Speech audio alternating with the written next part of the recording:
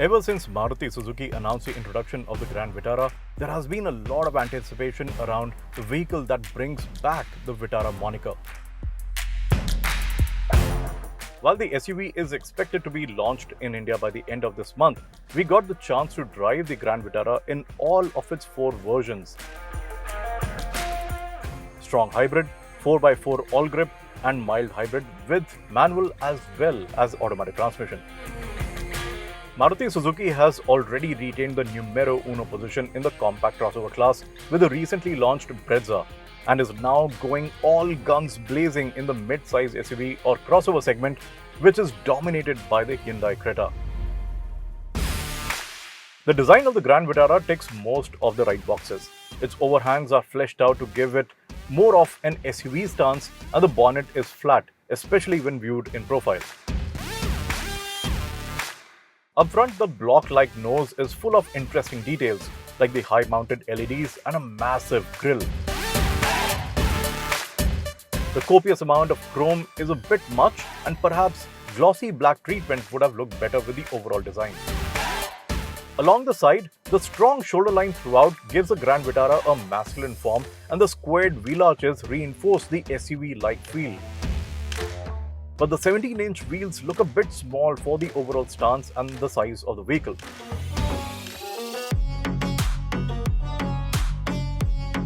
The Grand Vitara is a result of the first real collaborative engineering venture between Maruti Suzuki and Toyota. This is largely the same vehicle that retails at Toyota showrooms as Urban Cruiser Hyryder.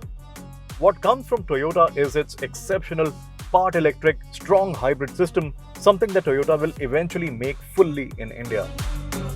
The system offers a massive jump in fuel efficiency to an official 27.97 km per litre under test conditions. From Maruti Suzuki comes a relatively affordable Global C platform, complete with an optional 4-wheel drive system. Production takes place at Toyota's plant just outside Bengaluru, so as expected from a Toyota manufacturing facility, fit and finish levels in this car are quite high. The feel of the cabin is robust, and that's exactly what you want from an SUV. Though the quality of materials used for some parts is just average, overall it feels much better than any other Maruti Suzuki car which are currently on sale. The seats are especially good, well designed, and they hold you in the right position with good support overall.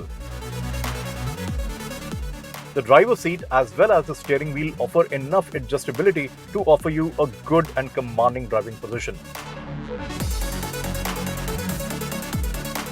The Grand Vitara also offers an immense amount of room for all the passengers and has humongous boot space as well. But expectedly, that gets a bit compromised in the strong hybrid variant due to the battery pack. The padded dash, partly finished in leather, looks upmarket, and both the glass panes of the massive panoramic sunroof slide back. But the cloth sunshade of the sunroof is quite thin and transparent, and that can also affect cooling in extreme summers. Coming to the features, the Grand Vitara is extremely well equipped with powered and ventilated front seats and other useful bits. Over the dash, you get a 9-inch touchscreen infotainment system that has some lag, but it is not infuriating and you'll get used to it. The screen layout looks a bit cluttered though, and the approach to the menus could have been designed more simply. But to compensate for the messy real estate management, the system comes loaded with Android Auto and Apple CarPlay support, which can be used as a wireless connection in the top trim. The 360-degree camera is quite useful in maneuvering the vehicle in tight parking spaces. The top trims of the Grand Vitara also get wireless charging, head-up display, and connected car technology with remote aircon start. Goodbye for now. In terms of safety, the Grand Vitara gets disc brakes on all 4 wheels. It also gets electronic stability control, hill hold assist, 3-point seat belts for all the seats, and ISOFIX child seat mounts. Dual airbags are standard, while side and curtain airbags are added to the higher spec variants.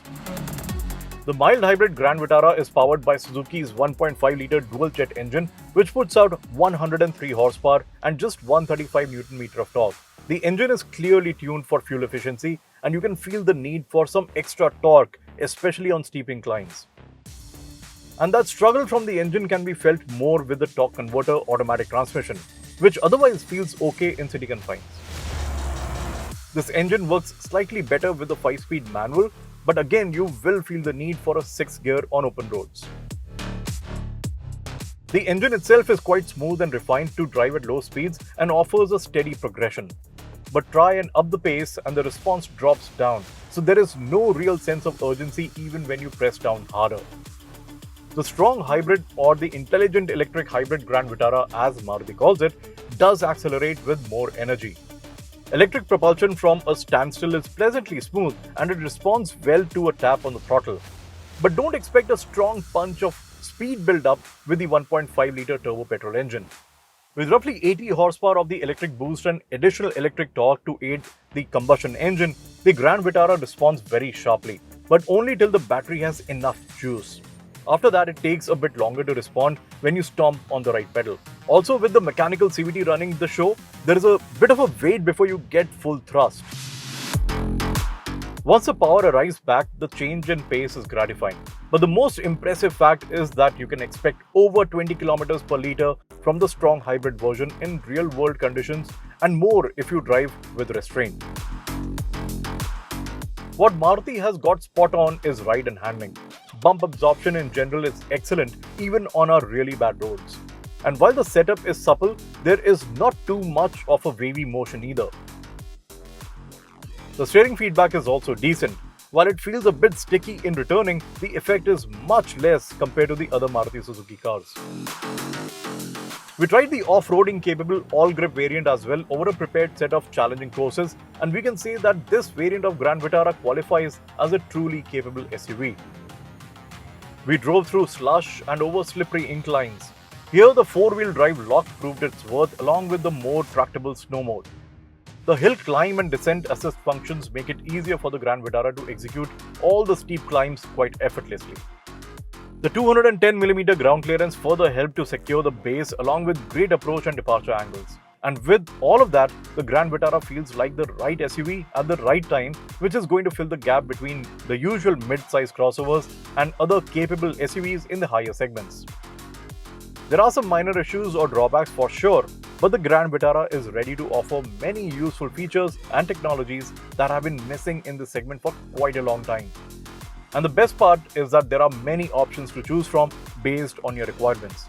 The Creta and Seltos are finally going to have some real competition in the Indian market, and it is about time too.